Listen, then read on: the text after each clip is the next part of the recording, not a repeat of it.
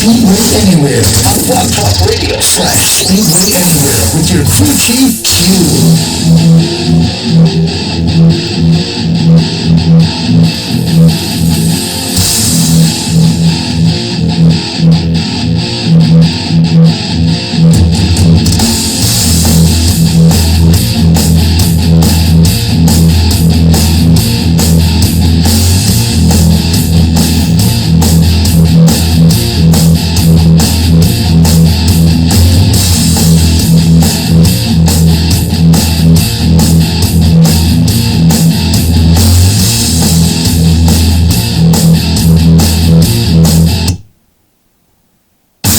Speedway Anywhere on Blog Talk Radio, your source for stock car, any car, or any car, no matter how many wheels.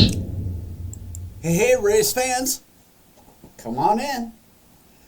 Speedway Anywhere time, where checkered pass is a good thing. I was prepping a show for the week, then I realized I wouldn't be able to squeeze it all into less than 15 minutes, so let's, a lot of news out there, especially after Texas with the tires and Goodyear being at the end of their contract this year as far as the tire provider. So let's cut to the chase and save the rest for, I don't know, next week and whatever. But here's some pressing news. Jimmy Johnson is hanging up the helmet again, except for this time it's from Indy. I think he's still going to be one of those guys that does a race here and there. I'm kind of hoping that him and Junior do head-to-head at North Wilkesboro. Jimmy's never raced at North Wilkesboro. It was 1996, and that was before his time, so that'd be fun. He needs to do a one-off here and there. Maybe do the double at Indy and then Charlotte alongside Kyle Busch, by the way, is looking at doing the double. So that would definitely be interesting. Maybe they can share a flight to Charlotte.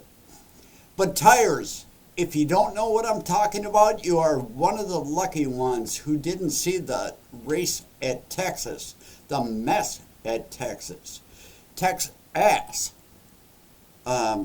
for the Cup Series. Immediately following the great debacle, everyone with social outlet was, and still is, out for Goodyear's head. But we need to realize that the traditional slicks on the Xfinity Series, they work just fine.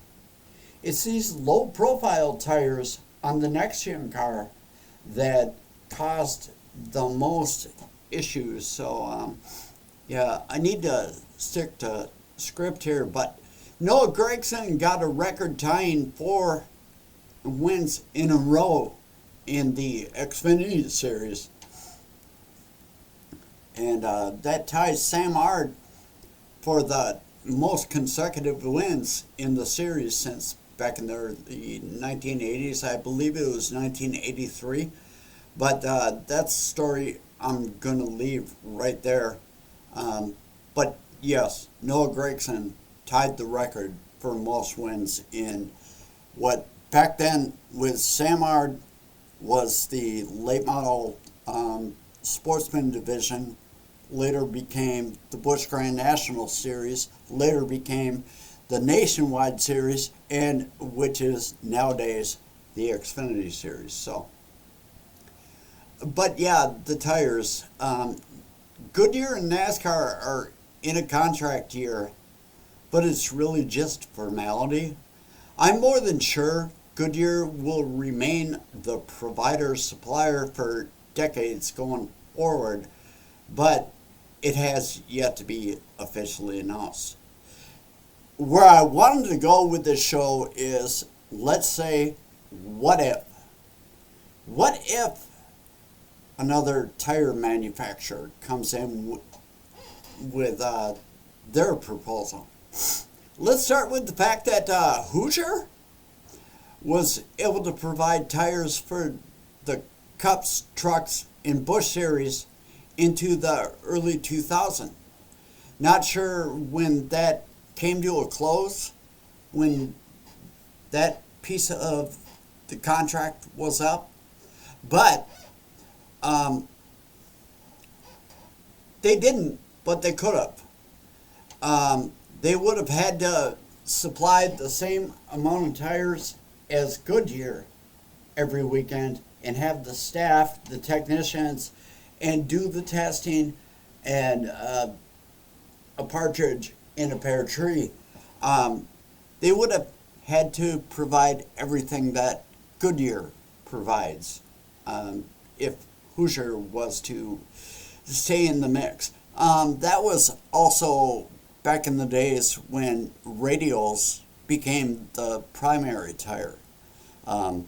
Whereas prior to that, Hoosier and Goodyear were both doing the bias ply tires back in the Rusty and Dale Sr. But that went away a few decades ago, and Goodyear remains the top dog. Fast forward 2022, NASCAR releases the next gen car that Goodyear worked closely with developing the single lug nut wheel, by the way. So there's a huge change from the Hoosier days.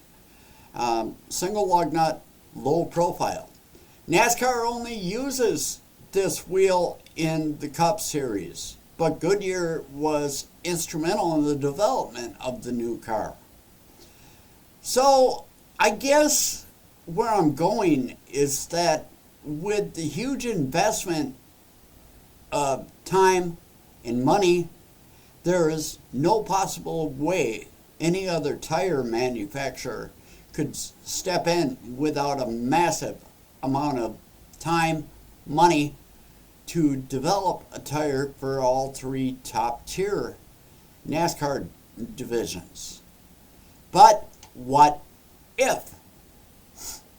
What if Michelin steps in and rubs elbows in key players at NASCAR and lands the contract? Well, obviously they know the design for the low-profile tire. Michelin, through IMSA and sports car racing, and they would love to win over the Goodyear faithful.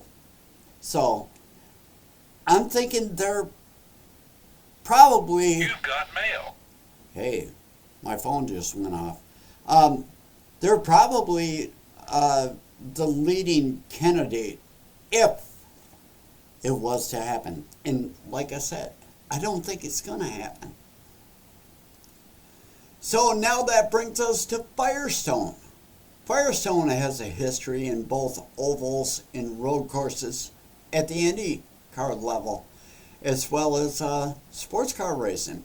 But we are talking about an entirely different car design. Needless to say, the cars they supply for are almost half the weight.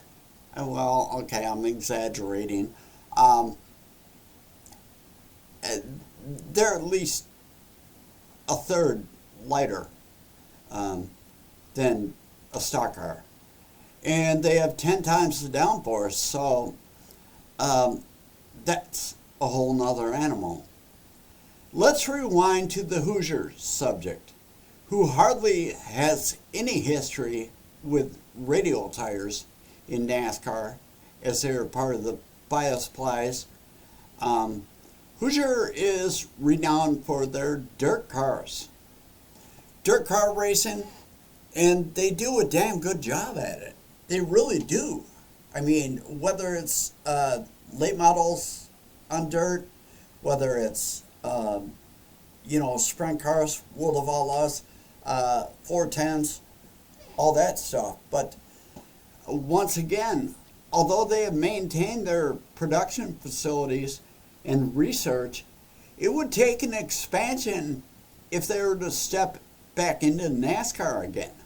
They would have to build and build and build, get more facility and more techs to go out there and do what NASCAR does.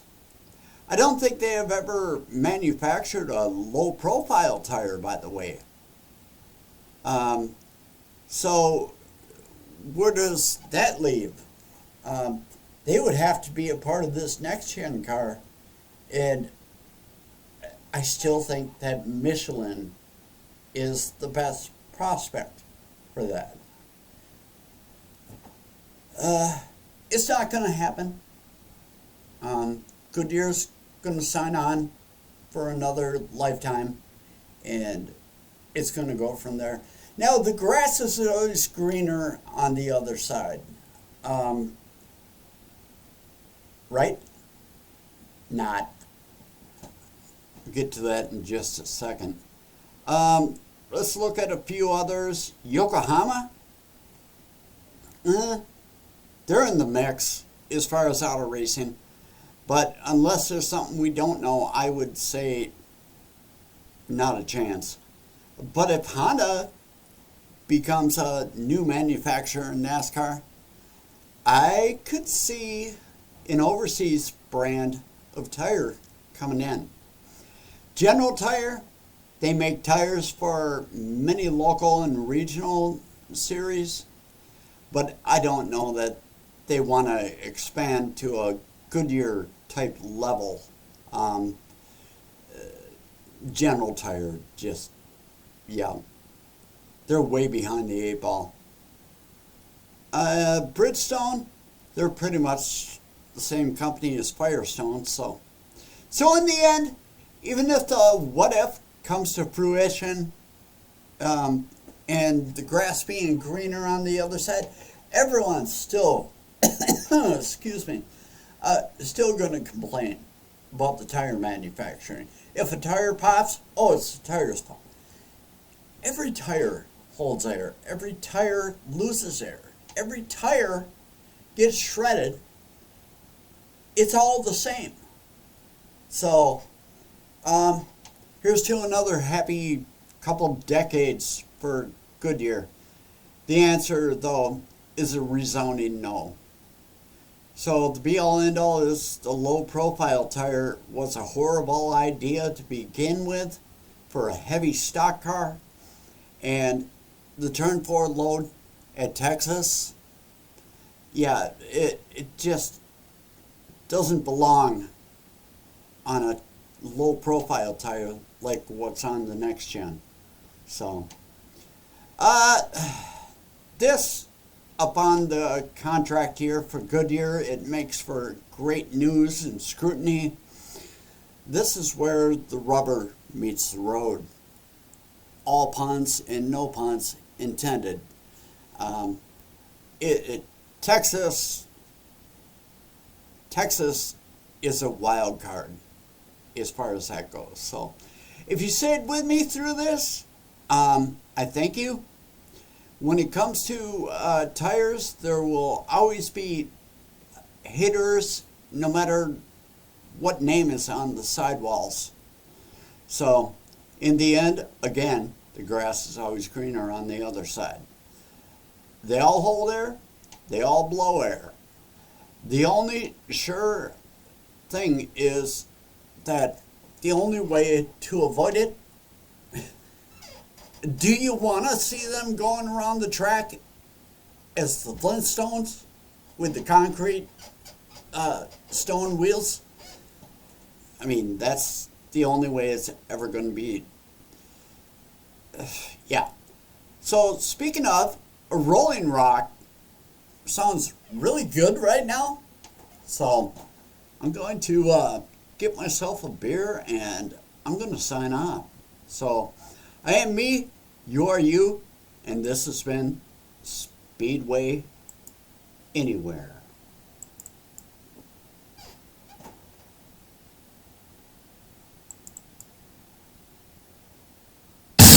Speedway Anywhere on Blog Talk Radio, your source for stock car, any car, or any car, no matter how many wheels.